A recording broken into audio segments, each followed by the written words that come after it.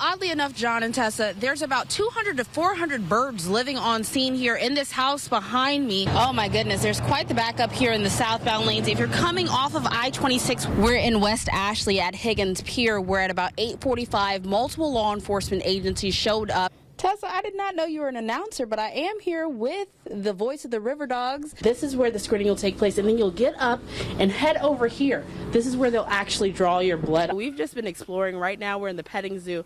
This is my new friend Buster. Parking is free, the event is free, so make sure you get here early. Good morning, Tessa and John. Forensic investigators are now on scene, and we can confirm that this is robbery. Charleston County Sheriff's Office has already confirmed that, but forensic investigators have been collecting evidence and taking pictures as well. We know that deputies responded here at the Circle K on Folly Road at about 4:30. There are now more law enforcement vehicles here as well. Crime scene tape is up, and it spans from the back of this building around to the front right side. We saw a couple of deputies searching the area behind the building with flashlights. The building itself is closed to the public right now. One worker was inside. He's been coming in and out of the building. Another worker is now here on scene as well. But we're waiting for Charleston County Sheriff's Office to get back to us with more details. We emailed them early this morning around 4:30, and we've also placed calls. We did get one official on the phone, but he wouldn't give us any details. So as soon as he does, we'll keep you updated on air and online with more. Working for you on James Island, I'm Alexandria Savage, ABC News 4. I'm sick and tired of singing 69 repeat itself in 2019. Louise Brown knows how to put up a fight. I'm seeing 1969 come back in 2019 when teachers are being overworked and underpaid. No respect for them like they didn't have for us back in 69. Brown was one of 12 nurses fired 50 years ago in Charleston. That sparked the hospital strike of 1969. It lasted 100 days.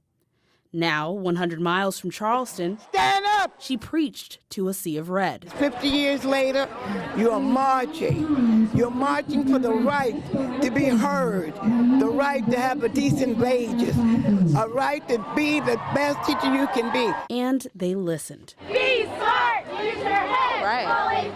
Public ed. Nurses have the best interest for our patient. The teacher has the best interest for their student. But they've overlooked, they give them no value or principle. Her words, quite a lesson for these educators and supporters. If you have to boycott, we'll boycott. If you have to close the city down, we'll shut the city down, because you have a right to be free to do and teach as you please. This was about a 5 to 10 second fight on this particular altercation on this particular incident. Student 2 attacked Renaya from behind, put her in a headlock. Student 2 used her free hand to punch Renaya in the head over and over. Two versions to one tragic story. Slap fight, so to speak. We've interviewed all of the students, a total of 15 students in the class. Colleton County Sheriff Andy Strickland's words differ than the written word. The incident report from sheriff investigators reveal a common theme from students. 18 students were interviewed. 14 of them said there was hitting, kicking, or punching involved, seemingly reinforcing attorney Margie Pizarro's claims. With Renaya's head in a chokehold, student 2 slung Renaya into an orange file cabinet, all the while hitting her in the head. We also received her medical records. Renaya went to the doctor 7 times over a 2-year period and 13 days prior to the incident. Her complaints included headaches and dizziness. She was very healthy. She played basketball. She played the whole season, no problems. She was very active.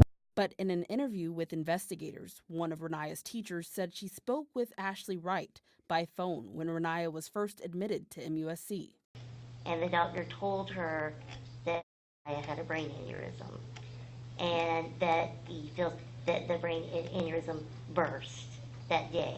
And she told me that she felt really bad. Most witnesses interviewed all said disagreements between the girls started first thing in the morning. And I'm going to get to the bottom of it. I promise you, I am going to get to the bottom of it. If every breath in my body got to come out, I'm going to find out what happened to my baby.